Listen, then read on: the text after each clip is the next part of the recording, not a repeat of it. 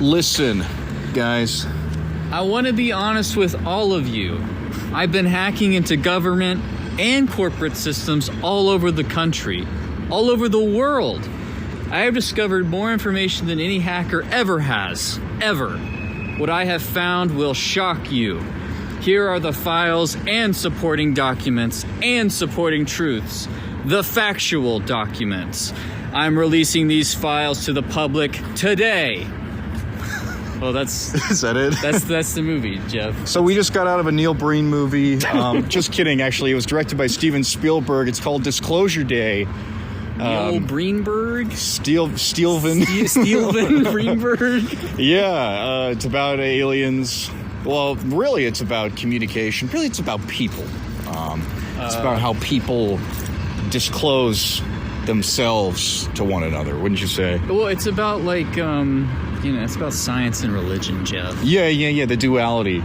There's a lot to unpack, but we're coming off it hot. We just walked out of the theater. We just had a good laughing session at the end of the movie. Not because we hated it. No, there's a lot of really good stuff in there. Yeah. But it is a lot of stuff. It's a lot. And it's definitely coming from an old man who is notoriously traditional in his storytelling, and that still shines through today in a post-truth world. Yes, we live in a post-truth world, so the very idea that, someday you could just release all the video onto, like, the news, and that would change the world and make everybody come together, that's a very old man brain take. I think you and I said, this movie came out like 10, 20, 30 years ago, it'd be a different story. I even think 10 is like, because it's before all this, like, government file disclosure and the smoke screen, and it's AI. Still AI especially. Like, I feel like there is something there. There is a scene, it's at the end of the movie. If you've seen the movie, they upload all of the footage to a news site, and they have to verify if the news is true or not. And so they run it through some software. They're like, can we make sure this isn't AI? Can we just make sure real quick? And they're like, we just ran it through the thing. It's not AI. It's real. And it's like, that's great. I hope that that's a thing that actually exists in the real world right now. That's the real science fiction aspect of it. As they're getting the alien grandma out of the pod at the end to talk on the news. They wheeled alien grandma out, took off her oxygen mask. She stood up. She immediately violates Josh O'Connor's personal space. Gets right up in his ears, says something. Yeah. Do you want to get in the car? Oh, yeah, sure. Yeah, let's do it. This is my car. This is what the car sounds like. We're back in the 2011 Toyota Camry XLE. Some of our best recording done in here. Jeff, what? Okay, well, here's what I want to say coming off of it immediately. There's a scene where Colin Firth sort of gets into Jane, the character Jane. I don't know the actress's name. Eve something, I think. Yeah. He gets into her brain, and they have like a interrogation, basically. Yeah. That scene is great, and everything after that scene for probably 45 minutes is awesome. It's solid. Yeah, this is like a solid... it's almost like a throwback, like paranoid thriller thing. Yeah. You got lots of, the government's hacking into cell phones and, like, trying to track people. You got mind control. You got, like, telepathy, all that crap. And that stuff is fun. That stuff is classic kind of Spielberg. Car chases. There's a train. Even just having a train in your movie, I'm like, oh, this is Steven Spielberg. It feels like the old times. Oh, no, the whole, like, just, like, setup of that where they're, like, getting on a train that's, like, pulling them along. There's another train coming. And when that train comes, it's going to block the guy who's shooting at them. Classic. It's and they get inside, and the set is great. It's like a bunch of pianos and storage, and the lighting is really cool. Love it. Love that stuff. That stuff is great. That stuff is all cool. Spielberg directs really well. The script itself, like the first act I had, there were some clunky dialogue. Like, how long have you known about this? 8 years since I got out of federal prison for crimes, for cybersecurity crimes. Well, he never mentioned to Jane that he went to federal prison. She never mentioned that she was a nun. I know. It's like, do these people even know each other? Right. Which is great because we don't know them. They get to disclose to us as the audience. This movie has like a meta component to it. Did you pick up on the meta component where it's like the man who is trying to lead Emily Blunt and Josh O'Connor to a house that he's constructed with Coleman Domingo. Yes, Coleman Domingo, his cast and crew. He's the director. He's going to simulate Emily Blunt's childhood experience to get her to unlock some core memory. There's people wheeling in like an EKG, and he's like, "Guys, not yet, not yet." Yeah, it's great. He's like the cast and crew. Are just he's the director. Yeah, no, you're right. You're absolutely right. Yeah, there's like this weird like kind of meta thing, which you know, when you consider the writing, where it's just like writing a script that is predestined to happen, is almost like a writer's cheat. Because there's lots of like, I don't know why I'm doing this. I don't know why I'm doing this. I don't know why I'm know going what this way. object does. Yes, I don't know any of this. I don't know. Actually know you. I don't know you. David Koepp he's got a complex history as a screenwriter. He does, yeah, and he's hit or miss for sure. He did Jurassic World Rebirth last year, I think, which I hated. Absolutely hated. But he's also done some. He's done some classic Spielberg stuff as well. Yeah, Jurassic Park. I mean, so he's got some great stuff under his belt. I think all the. We're being led to this certain location and we don't understand why it is. Is it a cheat? Yeah. I mean, it's writer's fiat, I think, but it's also fits into the themes of there's a greater power over us that's leading us toward this thing. The aliens in this are total, like, stand-ins for, like, supernatural beings in a lot of ways. Yeah. The same as in Arrival and Close Encounters. Tune into episode next week. Well, yes, and the argument also about, like, aliens disprove God is, like, these are conversations that have been had for decades as well. Yeah. Like, it's nothing new there. No. Like, I know that there is a back and forth about it still, but like, it's a little past expiration. It's past expiration because we kind of, I don't want to say God is dead, but like, when the whole like Tic Tac final, you know the video, like the UFO videos and all that stuff that was like circulating like a couple years ago. The smoke screen for the Epstein files. Exactly. By the way, release the files. Yeah. I've said it as the credits rolling. I was like, if this movie ends with a statement that says "release the Epstein files," that's a 5 out of 5. Automatic 5 stars. 5 stars. Yes. Yeah. Instead, like when those videos were circulating like online and everything. People weren't like up in arms clutching their pearls about like, oh my God, like I'm gonna not have to go to church anymore because of the Tic Tac, It was just like, is the government hiding this shit from us? And if they are, why? And what does it even matter? We don't learn anything like specific about the aliens. Like they didn't create us. We don't know if they created us. We don't know what their relationship to us is, other than they come to Earth, they abduct some people, and they like to crash a lot.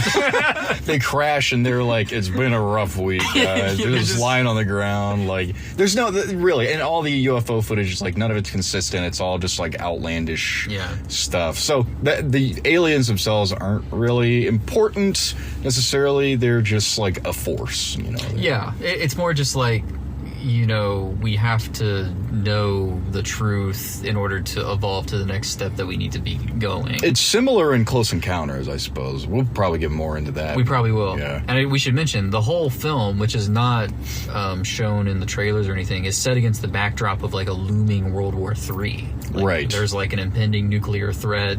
They say at the beginning, like the U.S. bombers and the Russian bombers are like at their fail-safe points and all this stuff. And I'm like, oh, that's kind of interesting. We're like on a world on the brink of annihilation. A world on fire, Daredevil.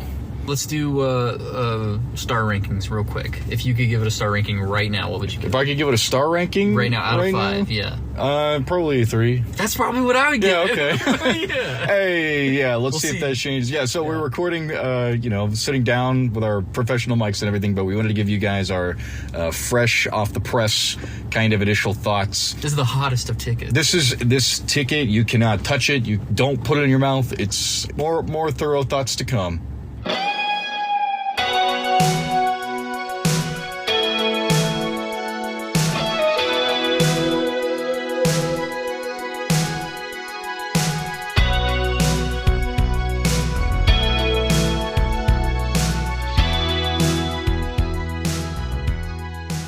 Hey guys, welcome back to Hot Ticket, our excuse here on Hard Ticket to talk about movies that are fresh and contemporary. You heard our initial thoughts when that ticket was fresh out of the oven. Now it has cooled down to the point where we can eat it. It's fully digestible now. Yeah. We're not gonna burn ourselves. By the time you're listening, it's cold. It'll have been out for a week, so it's still been less than 24 hours since we watched this movie. Just less than 24 hours. And how are we feeling? Feeling good. Feeling good. I don't feel as discombobulated as I felt yesterday when we were walking to the car after walking out of the theater. Processing. The giggles have gone away. The sort of like, what the hell feelings have gone away. It's more like, okay, let's get down to the nitty gritty. What is Spielberg trying to say with this film? I will say the film ends sort of in an intentionally discombobulating way. Like they roll out the alien, they mic it up. The alien gets on a, it's got a selfie stick. What's up, guys? I'm an alien. So yeah, that's how it ends. Now we've had some time to process the basics. The basics of Spielberg, which is that he is an emotionally driven director. Yeah. People accuse him of being schmaltzy and sentimental, but at the core of Disclosure Day is an idea, which is that if we can get everybody at a baseline of truth, I think you could call it, then we can all begin to listen to one another and break down those barriers. So at the core of this film is that idea that can happen. So yeah, is that naive? It's totally naive. Oh, you think? It's totally, well, it's made in earnest, which I really love and appreciate. I, said that it was sort of an old man brain take. So Jared Tadlock designs the brand elements for our podcast. I follow him on Letterboxd. He gave this movie 1 star, and he said 2 words. He just said, "Unk slop." Unk slop. It is sort of like boomer. It's like boomer logic. We said yesterday, like, if this movie was made 10, 20, 30 years ago, this would make more sense because we were already operating at a certain baseline. Yep. At the end of this film, when they release all the footage, they do the actual disclosing. They cut to a bunch of different news channels, CBS, CNN, Fox News. Yeah. And I was thinking to myself, how would Fox News spin the aliens coming? It would be gay aliens ? It would be something just Democratic smokescreen or something like that. Yeah. Distraction from Sleepy Joe's mishandling of the North Korea crisis, because this film, the whole backdrop of this film is that World War III is looming, and it's North Korea, which is already kind of again, 10 years ago, yeah, makes a little more sense. Yeah, and nowadays it's does anybody think about North Korea anymore? They're still doing the same stuff, I think. They are. They're less outwardly threatening, I think. That's true. Who would you do it now? Would you make it a Russia? Or would you make it probably Russia, China or something? Yeah. Yeah. Depending on which side of the spectrum you're on, Israel. Yeah. No, it's there's just it does kind of feel like maybe they wrote the script 10 years ago, or the people who wrote it, David Kapp and I think Spielberg, are just a little behind the times. I think that's just what it is. I think they were writing the script for a while. I mean, this is Spielberg's first movie since Fableman, so it's been about 4 years since he's had a movie come out. Not a egregiously long amount of time, but that was a super personal project. This project, Disclosure Day, feels like I'm at the end of my career. I got something to say. Yes. I got one more thing I got to get out of my system. Apparently it's been bouncing around the old noggin for a long time. Well, he waited a little too long for it. I think he might have. I think so, yeah. Because again, Unk slop, it's not that far off. Now, again, I think Spielberg is one of the biggest, he's one of the best parts of his own movie, his emotional scenes. What I like about Spielberg movies, when I think about my favorite scenes of his, are scenes without a lot of dialogue. T-Rex scene in Jurassic Park. Sure. Child abduction scene in Close Encounters. He just knows exactly how, he just walks that fine line. You said it last night when we were leaving. He balances the amazement with the horrific. Yes. And he really did that in Jurassic Park probably the most. I think he did it the best, because half that movie is, oh my God, dinosaurs, wonder, amazement. And then the other half is, holy shit, dinosaurs, run away, they're going to eat us. And you got characters who have every reason to recognize that and also gawk at it.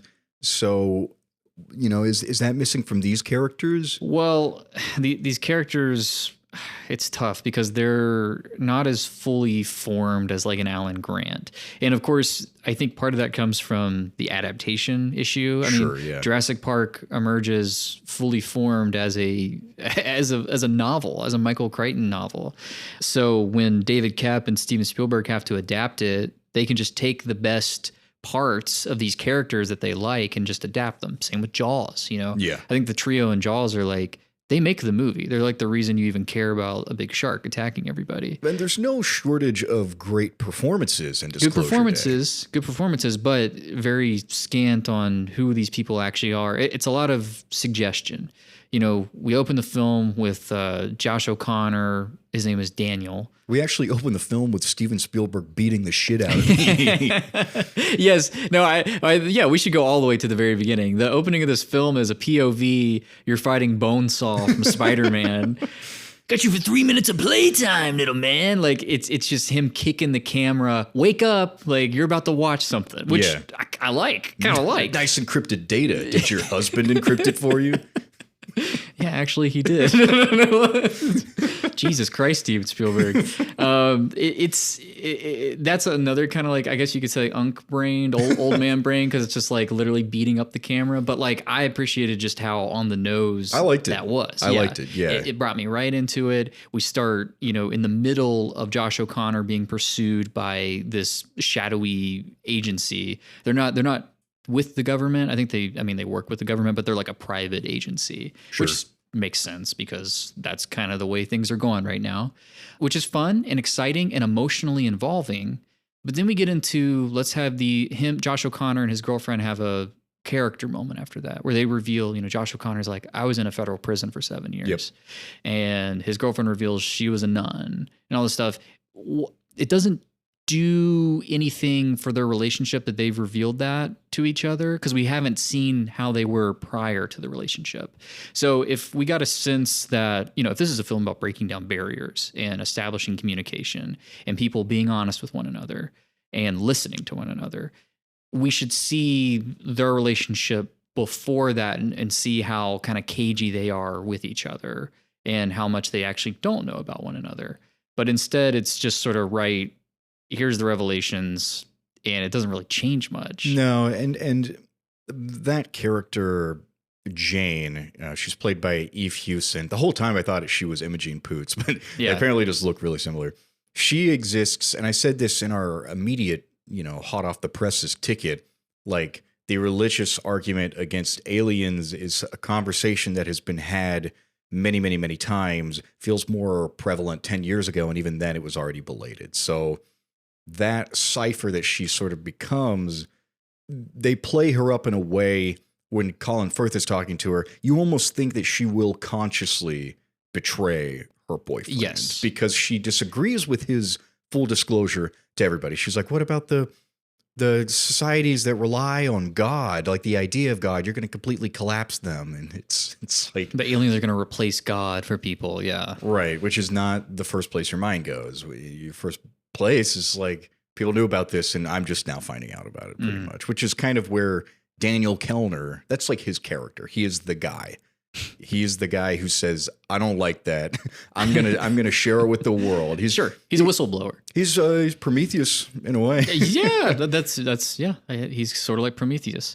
But what do they do with the religion thing? Because she has a conversation with a mother at the nunnery and is like, hey, if you found out today that aliens were real, like, would it supplant your belief in God? And she's like, absolutely not. Like, why would he make all this just for us, kind of thing? Well, that's what they do with it. That's all they do. They marry it. They say it's okay. It's an easy answer, I think. Sure, but I also think maybe it's Spielberg's way of assuaging the religious people who are maybe skeptical of aliens and being like, it's okay. You can accept that there might be aliens. Later on in the film, you have Emily Blunt's character who is like sort of messianic in the way that she's able to connect with people on such a deeply personal level.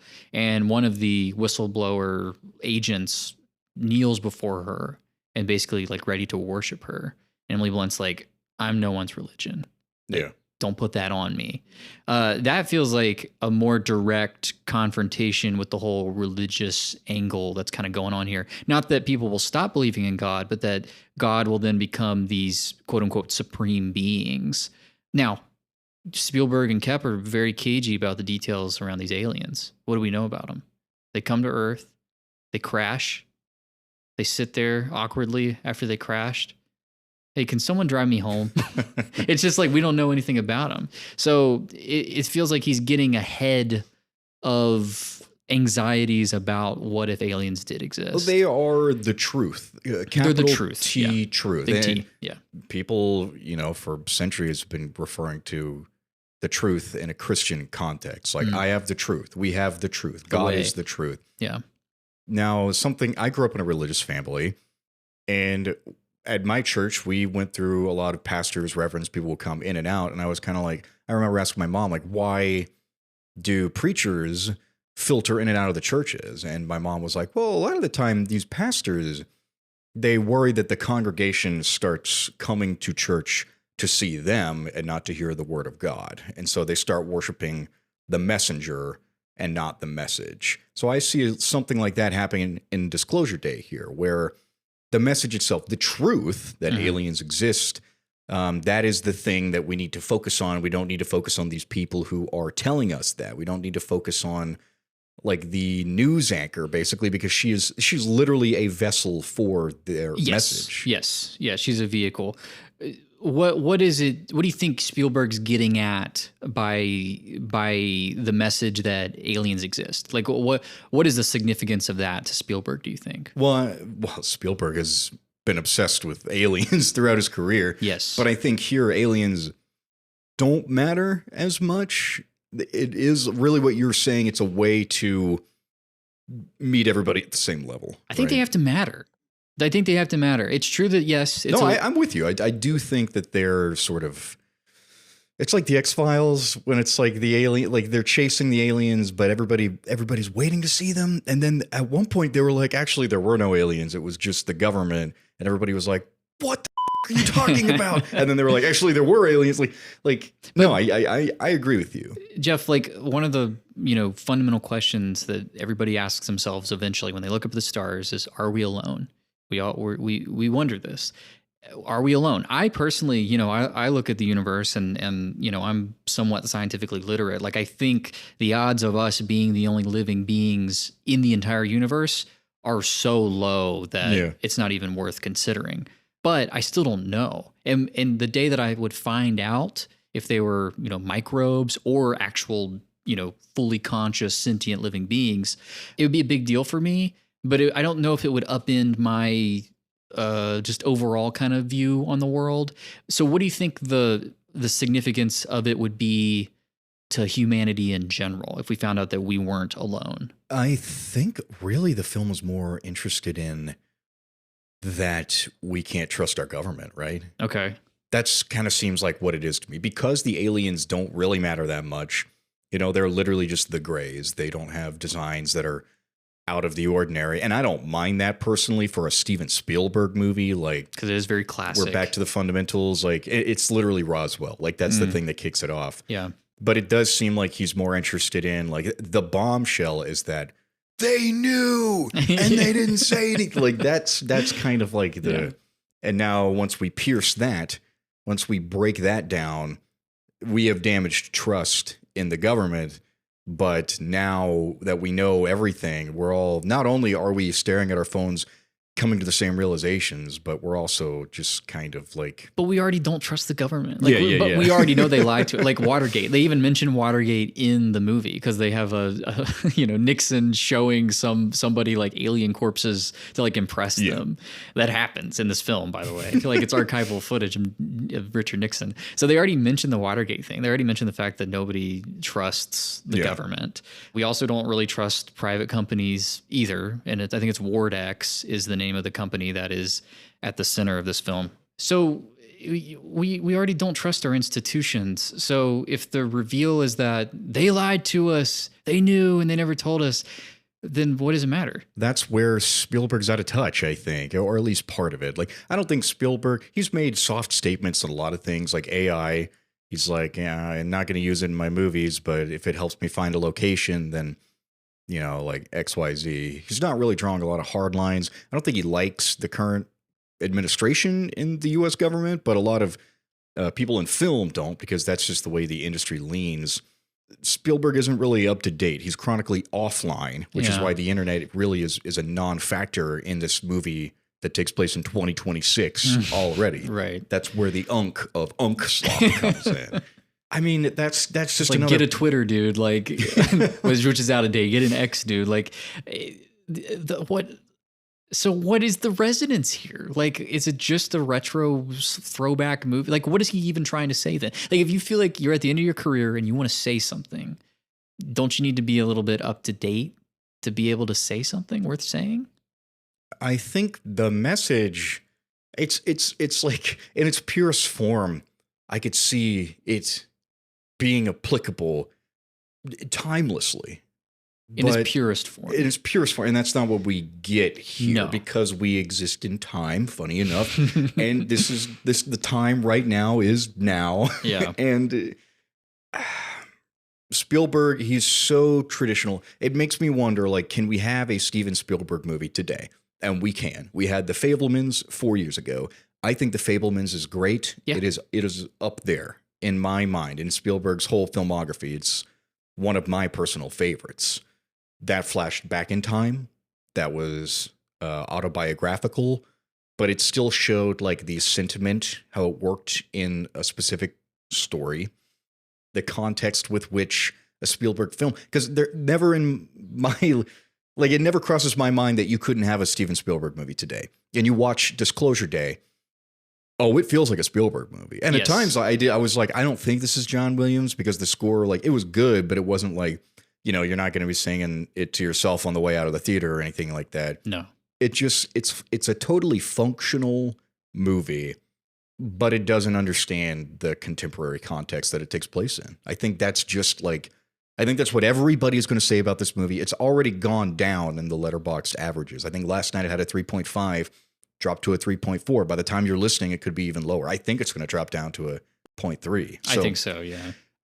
People are divided on it. I haven't really seen a lot of people outpouring love onto it. I think even people who like it are saying, like, it's the sentimental beats. Yeah, I think it comes down to the screenplay being the way it is. You said, like... You're talking about purity, like the purest form of this story, the message. I think in its purest form, this is an anti-tribalism film. Okay. Because I think if you're looking at the alien is the other, right? And Spielberg has explored the other in Close Encounters. They're a way of liberating yourself and achieving whatever it is you were meant to achieve, destiny, right? Roy Neary leaves his dysfunctional family to venture into the cosmos and do whatever. Okay, yeah. E.T. The other is the whole kind of thing at the center of E.T. is that Elliot is struggling with the divorce of his parents and his absent father, right? And Spielberg has always had kind of daddy issues in his films. And so the other, in that sense, is like a way, it's almost like a mirror of yourself. It's E.T. is this lost child, and they reconnect on this plane, and they understand each other, and there's emotional resumption there. The other in War of the Worlds is a violent, annihilating threat. It comes off the heels of 9/11. America is feeling a certain kind of way, right? Yeah. The other in this film, it's interesting. It's meant to bring everybody together. Here's one of the scenes of the film that, like, I have not been able to stop thinking about. It's Josh O'Connor showing his girlfriend, Eve Hewson, right? Mm. Showing her the footage of one of the aliens being interrogated. And it's being like tortured, and it's like screaming. And her reaction to this is to cry and to shut the laptop off and not look anymore. Because she has immediate empathy. She has immediate empathy for the other, right? And like a hallmark of the other traditionally is that at first it's disturbing to kind of look at. I mean, Elliot's first reaction to seeing E.T. is terror. And it was my reaction as a kid watching E.T., right? Like I think E.T. is intentionally kind of ugly on purpose. Yeah, he's kind of scary when you first see him. I mean, even in Close Encounters, the ships themselves as they first appear, It's mysterious. It's kind of scary. It's almost Lovecraftian. You're like, Yeah. what is this thing? It's otherworldly. You have that great scene, like you're saying, the child abduction scene. That is a fantastic scene that balances wonder, the childlike wonder of the aliens with the holy shit, what the hell are they going to do with this kid? And a very biblical, again. Yes. There's a lot of that in Disclosure Day as well. But this one, here's the other presented to us in archival footage of them being interrogated and ultimately tortured. And one of our main characters' reaction isn't to be like, what the hell are you showing me? Or, oh my God, there are aliens. Right. It's those poor aliens. We have to stop them from torturing them. That's a lot of the people in the newsrooms' reactions Yes. as well when they start seeing that. I've been seeing a lot of praise for the reporter at the end of Disclosure Day, for the performance of the reporter who kind of takes center stage. Uh-huh. And I did not buy her reactions to what was going on. Oh, really? I don't think that she would be like crying about it. I holding think back tears. yes, because I think most people, and maybe this is a cynical view, but I think most people would see that, and I don't think empathy for the aliens would be the first emotion they would feel. Well, you know why that's what they feel in this story, right? Because David Koepp doesn't have TikTok, and Steven Spielberg has never been caught in an infinite scroll before. Yeah. Like, you see worse Yeah. stuff than that every day. Yes, you see, literally, you see worse shit on the local news, and it's like, I'll just watch it passively because I'm desensitized to it, Yeah. and I think a lot of people are. Their brains have been short-circuited by... If they didn't want to get, kidnapped and tortured, they shouldn't have driven drunk. Look at those aliens. They're blitzed out of their mind. They really just crash every time. That's why they come to Earth, is just to crash. Well, the aliens themselves, they are not fleshed out. And we talked a little bit on our drive home about the aliens in Close Encounters, what they represent. They also represent this mysterious force. There is like a hint of benevolence because they're like, you get the sense they're communicating with Earth, but they're also not really. Like, they steal a child. They don't kill a child as far as we know. No. They're a lot more. They're like God. His ways are Yeah. above our way. We don't understand it. Yeah, I mean, that's like the Passover, that abduction scene, like the angel of death trying Yes. to take your child. Like, there isn't much of an element to these aliens in Disclosure. They are more like a government secret. That's about... There's the truth, like you said. But they also function as something else, which is like a vehicle of empathy. They imbue Emily Blunt's character with the ability to... gifts is what they call them. Gifts, right? And, Yeah. we're going to talk about Arrival next week and the offer weapon thing, which could also be interpreted as tool or a gift, that's Right. that's sort of like... Oh, there's the MacGuffin here. It's very essential. Like, Yes, that's what aliens give. When aliens are benevolent, when they're not War of the Worlds aliens, they come to Earth to give us something. Knowledge, understanding. The gift of knowledge is, again, there's a biblical element there, Adam and Eve, and that is what this movie is called Disclosure Day. Like, D-Day. yeah. Daniel Kellner, not Daniel Kellner again, he's trying to give humanity knowledge. The aliens are aiding by giving the heroes, our protagonists, knowledge to aid them in their quest to deliver knowledge. Yeah, as well. it's just knowledge all the way down. Yeah. Which is, I mean, I like that. I think that's essential. That's, I like it. I like it. that is what puts us at the same level. If we know everything, Yes. if we have no secrets, if we're all basically standing in front of each other naked, there's something unifying about that. Maybe it's that anti-tribalism. That's the anti-tribalism thing. Yeah. And I think of a film like Starship Troopers. It's a ostensibly fascist utopia on Earth. Like, everybody is united. It's multiracial, but they are all fascists. They're all Nazis, but they're all united against another, the Klendathu aliens, the arachnids, and all this stuff. Traditionally, when I think of the other uniting humanity, I do think of them uniting us together against them. Independence Day is another one. It unites the entire world. Yeah. The 4th of July will no longer be known as an American holiday. It's the day that the whole world, cried out, this is our planet. In this film, that's not what it does. We're not all united against the aliens because they're not a threat. So not only does it unite us, but it also gets us to unite with the aliens. This is what the other is able to do in this film. I think it's different, and it's kind of vexing, I think. I think the only way to make sense of it is, yes, to think of them as a cipher, as truth, as capital T truth, Do you think that there are aliens here? And do you think they might still be here? Based on the circumstantial evidence of everything that I've gathered throughout my whole life and all the testimonies in Congress that I've heard, I absolutely think that they have been here and they are here.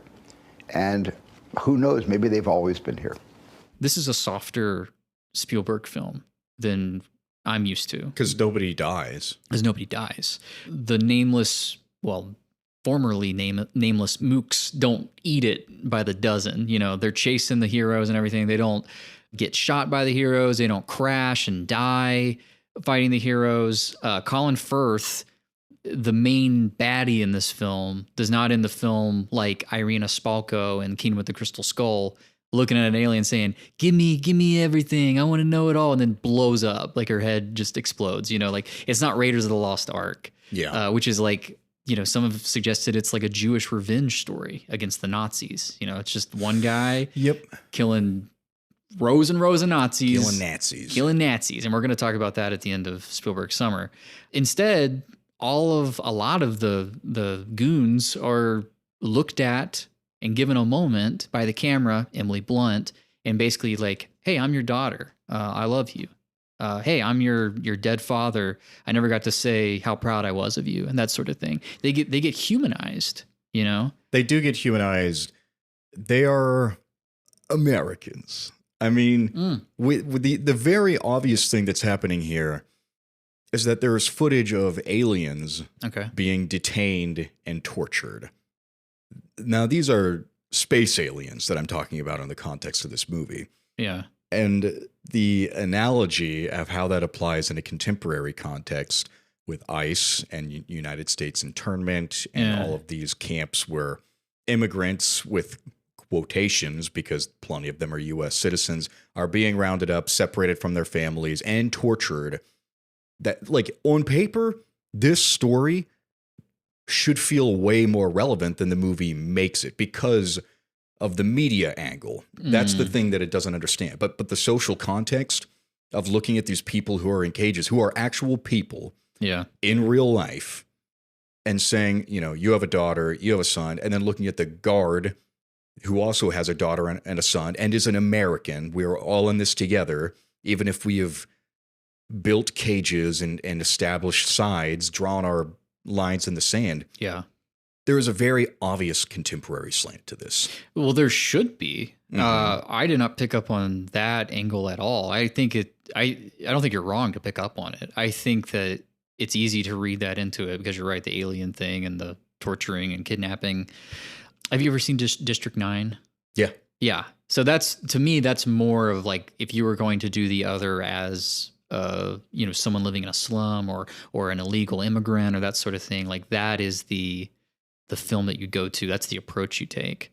To be honest, my takeaway from it is Emily Blunt is like an algorithm. She is like how everybody has their own feed. There's targeted ads. Everything that you want is within reach, right? We live in the age of the individual. And this should have freed us, right? It should have liberated us to be ourselves and to be comfortable with ourselves and therefore accept other people. But instead, it's had the opposite effect. It's divided us. Smartphones are actually making us dumber. Smartphone. But no, it's true because she makes every random person she comes in contact with feel seen. Right? Yeah, that's true. That's how she gets away with it. It reminds me of the end of The Great Dictator, Charlie Chaplin. He says, "The aeroplane and the radio have brought us closer together. The very nature of these inventions cries out for the goodness in men, cries out for universal brotherhood, for the unity of us all." Charlie Chaplin, you know, Great Dictator comes out, was it 42, 43? Yeah. It's the advent of postmodernism, the death of the anonymous. It's the death of the crowd, right? And something we talked about with Saving Private Ryan. The masses. The masses. Yeah. And here comes the age of the individual. And Charlie Chaplin is looking at all of these amazing scientific inventions, the airplane, the radio, so on and so forth. The nature of these is to connect us, yet it divides us. We are further apart from each other than we've ever really been. And I think Steven Spielberg by almost coding this character like an algorithm, like somebody who can look at you and know exactly what you need to hear to do whatever. I think he's almost saying that our algorithms, our AI, whatever, it could be serving us well. It could be liberating us in a way, and which is an interesting angle to me. That is a more interesting idea than just pure anti-AI or just embracing AI. I think the idea behind our tools is that they should liberate us in some way. You see the biggest problem with that in the context of this movie, though, right? What is that? Well, that all the information, the big bombshell, the mic drop, that's already curated into our algorithms. Like we have there have been videos released of what is likely, I mean, stuff that the military can't explain, Air Force can't explain. That's the thing about, like, if you want to parallel this with what is happening in America right now in 2026, that is already out there. Like those videos of people in ICE detention centers being tortured, like it's there. You know it's happening unless you just don't want to know and you're filtering it out. Or your algorithm filters it out for you or censors it even. Sure, yeah, but at the same time, like, the fact that all this information is out there puts a lot onto the consumer to educate themselves. Yes. And I don't necessarily believe in saying, well, my algorithm filtered it out for me, so my hands are tied. I don't know about it. Oh, no. It's a give and take. It's a give and take. Right. It's a little devil's advocate. That seems to be almost like if Emily Blunt's character is going to be an algorithm, then that's almost like Spielberg is subscribing to that mentality. Well, partly, I think. And this kind of goes back to, I don't know if this is old man brained or like liberal brained or like pacifist brained, but it's like going back to how this film is so soft and how it doesn't kill anybody. All the mooks get stopped basically by suggestion, the power of suggestion. Just if I could find the right words to say to this person and the right combination, I wouldn't have to hurt them. Crazy, because Rick and Morty did it first. I could solve it. I could solve this issue non-violently. So when it actually comes down to, the message that Emily Blunt is supposed to deliver, the bombshell is just meant to get everybody on the same page, like you were saying. But then what comes after is left to the imagination, because what is that combination of words that the whole world could hear right now that would make us be like, okay, we need to stop. We need to stop fighting each other. We need to not do World War III right now at this very moment. Right. That's what's left to the imagination. All you hear her say is listen, and then it's over. Pointedly, that's the last word, because basically, stop talking, Jeff. We just got to listen. Shut down the podcast. It's almost like the message doesn't matter. What happens next doesn't matter, because it's like the idealism comes in with the idea that if we all just listen to one another, if we just look at one another and see a father, a son, a daughter, a mother, that's all you need. If we could look at ourselves the same way our algorithms look at us, maybe we could liberate ourselves. Dollar signs. Algorithms designed by people who do not give a shit. Yes, accepting, because obviously Emily Blunt is doing what she's doing altruistically. There's no profit incentive for what she's doing. So well, she doesn't understand why she's doing it exactly. Yeah. There is a personal thing though where she has like a memory suppressed. Yes. Because she was abducted by aliens when she was a child. So was Daniel Kellner, not that guy. You keep doing the Wyatt Russell. We haven't mentioned Wyatt Russell once. I just want to say this is where the traditionalism of Spielberg work comes in. He is that comic relief archetype. I loved every second he was on screen, because he's just a dumbly supportive boyfriend. He'll smile, but it's like a smile that doesn't curve up all the way. It's just kind of like, oh yeah, I love you. Whatever. Like Emily Blunt at the beginning, she's put together like a newsreel, and she's like, how do I look for this audition? And she's awful at it. She's terrible. Yeah. And he just watches it and he's like, this is good. This is good. You did a really good job, honey. And I just and it's meant to be funny. Like Spielberg's going back to, I got my John Williams. I got my comic relief. I got my David Koepp. And that's what I like about this movie. We've spent a lot of time tearing it down because it is a muddy muddy movie. But it begs to be interrogated. yeah, But it also begs to be felt on just a gut level. And on a gut level, I agree with you. I like it. I like the earnestness. I like the childlike sense of the understanding of the world. You know, going back to that scene in Close Encounters where the boy is abducted. He opens the door and there's this brilliant orange light, and he's standing on that threshold, right? Like Steven Spielberg's always worked with thresholds. The threshold between the T-Rex paddock and the road where the Jeeps are. The threshold between Jaws the shark underwater and the boat. I mean, he's always where the foreground meets the background. Yeah. He loves that. And you have the reverse of that shot here in Disclosure Day, where you actually get into Emily Blunt's repressed memory. Yeah. Which is her walking up to the Hansel and Gretel house, and the door opens, and you see her face bathed in golden light, and she's about to walk in. It's only for a split second. And I don't know. You wish it held. Yeah. I wish it held. I don't know if it was intentional, because it was something that I picked up on because I had just seen Close Encounters and I was thinking about that shot.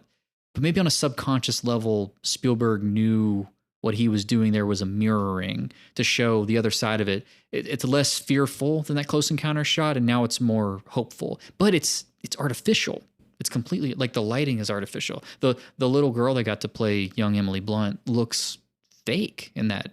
The whole scene looks animated. It looks like it was, all green screened. Which I have to feel was a stylistic choice. It think had to have been. So, because the role that animals play in this, like they're CGI, but they don't do much. And you get the feeling that they could have looked better or been real animals. All they do is enter and exit the frame, really. Yeah. But I do get the sense it was an intentional choice because there's a bit of uncanniness to them. It doesn't make them good to look at. It doesn't make you, It doesn't help immerse you in the scene. Like, it really breaks down that artifice.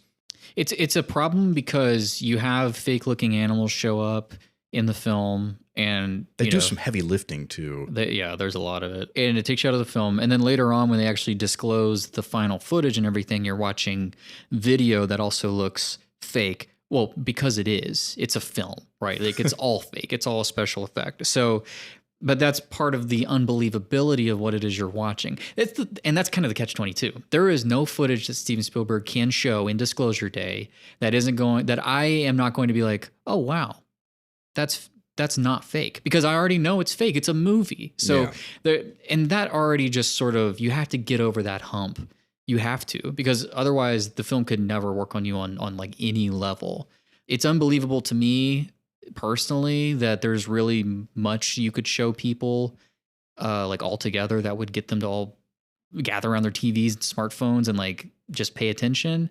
But it's especially unbelievable when it looks as fake as like the aliens in this and the UFOs that they show and all that stuff. Like, it just doesn't, there's like no sense of trying to give it the gravitas that it would have in real life if this were to happen in real life. But there's no consistency among any of the footage. Like, the ships all look different. And that's because the aliens are too conceptual. I think there's just a lot of concepts duking it out in this movie. There's not a lot of ground to stand on. Like, there are some traditional things like repeating of Daniel Kellner's name where I can hold on to that, stuff like that. Like, I like that. I like when movies allow me to get to know the character. Who is Daniel Kellner? Nobody really, even he doesn't know. Like, but then you get characters like Roy in Close Encounters, who's sort of a Spielberg stand-in, and he has a whole character arc where he abandons his family and accepts a calling. Like, I just, like, there's more to those characters.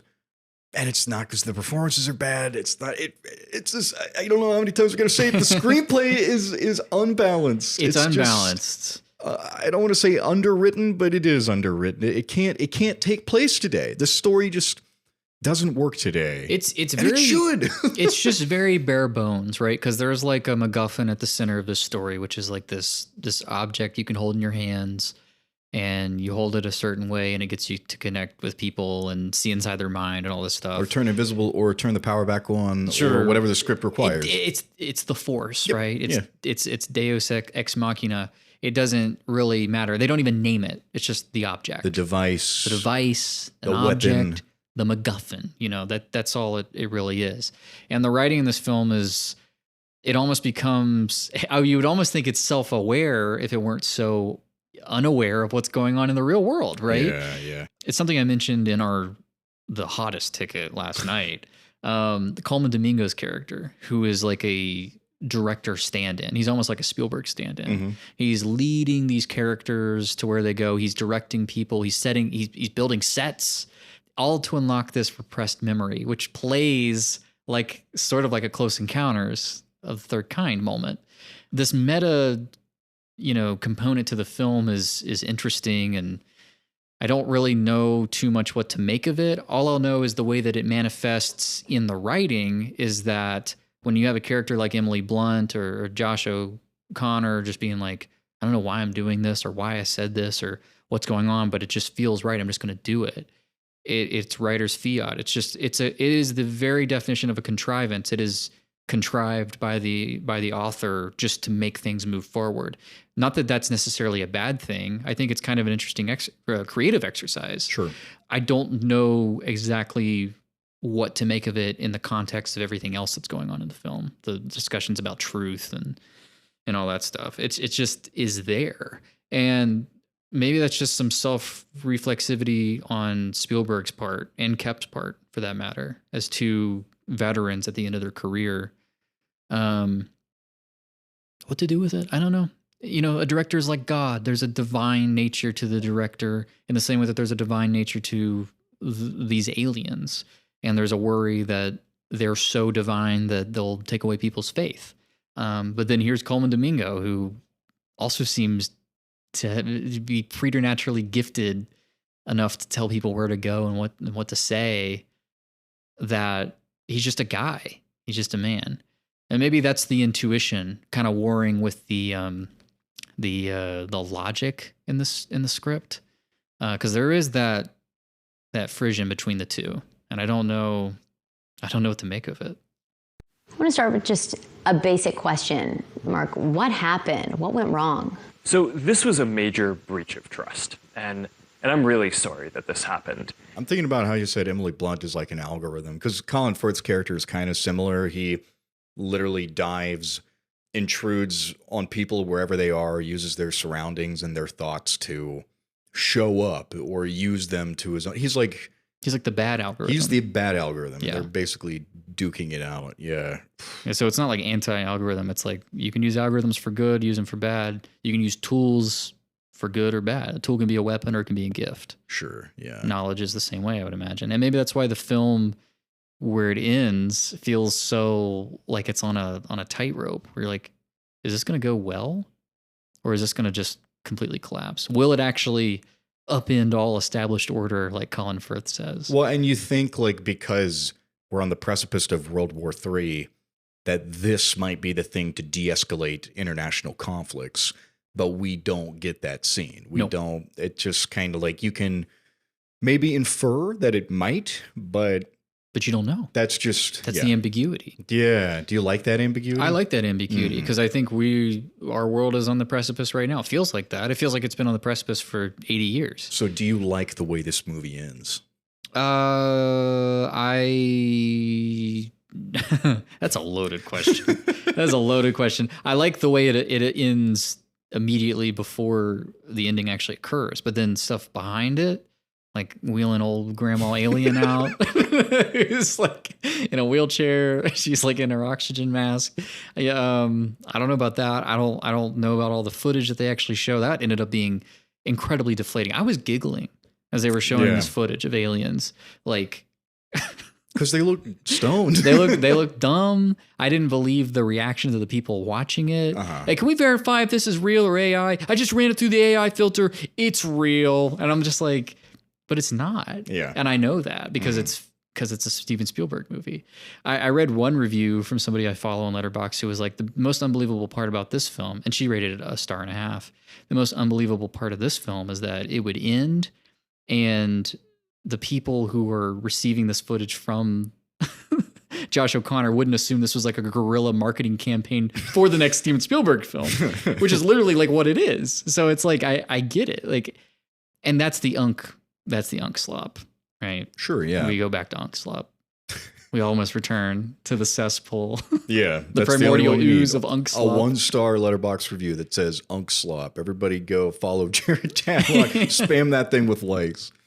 Tristan, what would you put this movie up against on our podcast? Oh, damn. I was going to ask you the same thing. I know what I would put it up against. On our podcast? Yes, for hard ticket. I'd put it up against a Neil Breen film. Yeah. Which one? I don't know. We did Pass Through, right? Yeah. There is a lot that feels like Pass Through here in the same way. And, Begonia is another film that deals with aliens. Yeah. The other, what the reveal of the other would mean for truth and the established order of people.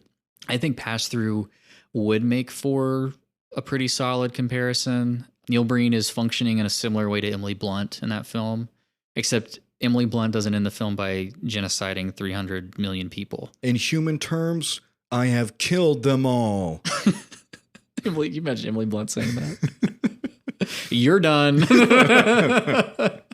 So I think if I were to pair it with something, this really felt like a Neil Breen film to me. And maybe it's just because I just watched Double Down with you. Oh no, I was getting the same. Well, we did watch it together, Yes. but I was getting the same. Like it's the rants. It's the I just got out of prison for cybersecurity. Like I'm the best at cybersecurity breaking. They recruited me. I didn't even want to be recruited. it's pretty much like what I will think of if I ever think what would a Neil Breen script look like in the hands of a professional with like a real budget and everything. It looked like Disclosure Day. It really would. Yeah, it really would. So what would you pair it up with? All right, bear with me here. Okay, I would pair this movie up with Black Panther. Okay, all right. Black Panther. Yeah, I don't get it. Nothing at all? I don't get it. Okay, no. well, the whole thing about Wakanda, and I think this is what Killmonger is doing in the movie. He's like, Wakanda has all this technology and like vibranium, and they're hoarding it to themselves. Okay. They've got like, they could help the rest of the world. And Chadwick Boseman has to be like, he's got to confront his father and be like, why are we doing this? Why are we keeping this to ourselves? And in the end, he ultimately decides to disclose to the rest of the world. And in the middle of it, you get your brainless car chases, your XYZ. There's a superhero in it and everything. Oh, the bad CGI rhino. The bad CGI rhino, the Battle of Wakanda, and everything like that. I think there is legitimately something there. I think there's something there. Yeah, sure. I can see that. Yeah, we'll do a 3-way. Black Panther, Disclosure Day, and Pass Through again. Pass Through again. Oh my God, the first repeat. You could just do any Neil Breen movie, really. I think it would probably. I mean, the ending of Fateful Findings, the monologue. I mean, that's the one I quoted at the beginning of the episode. Is just straight up like something Josh O'Connor would say in this film.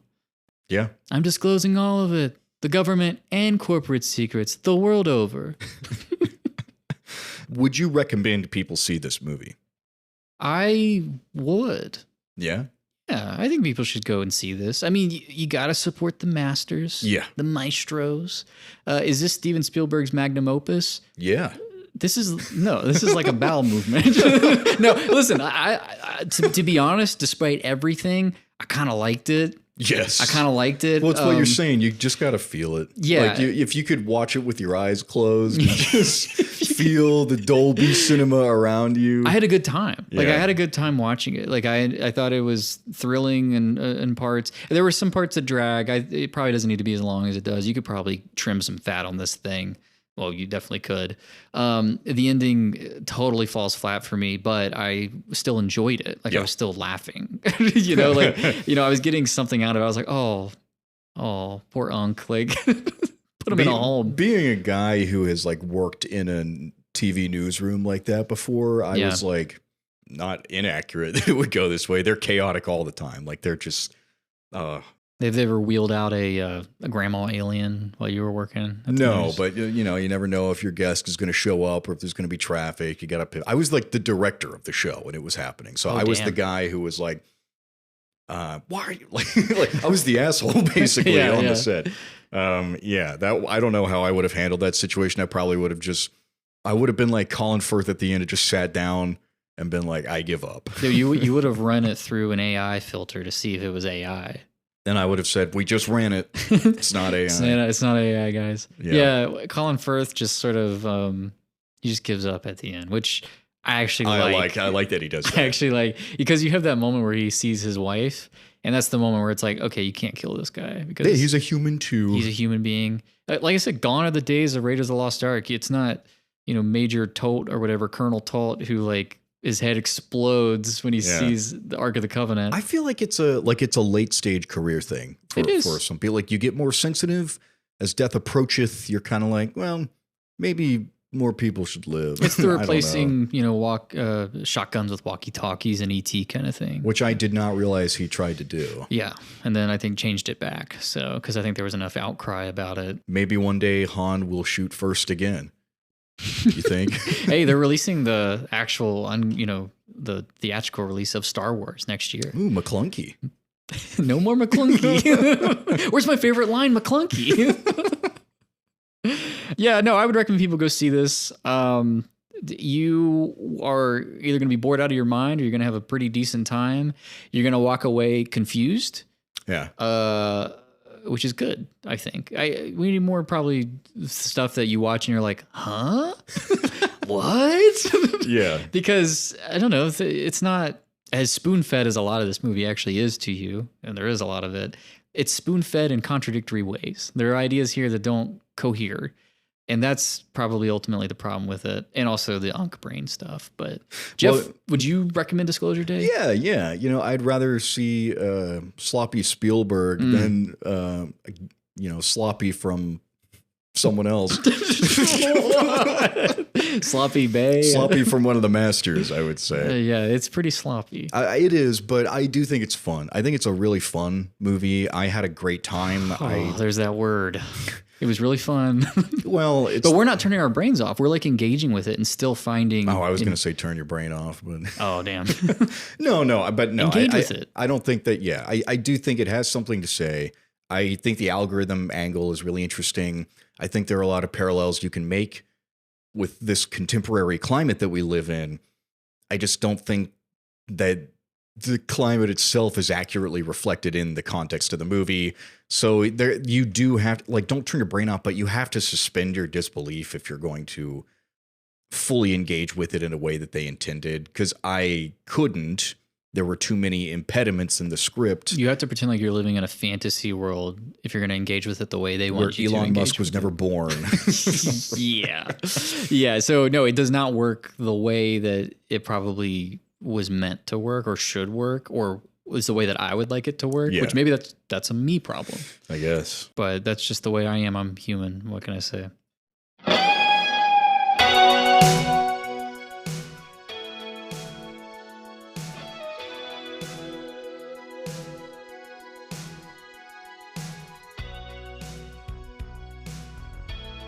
Well, that's another episode of Spielberg Summer. We got a movie by the master this year, and we couldn't miss it.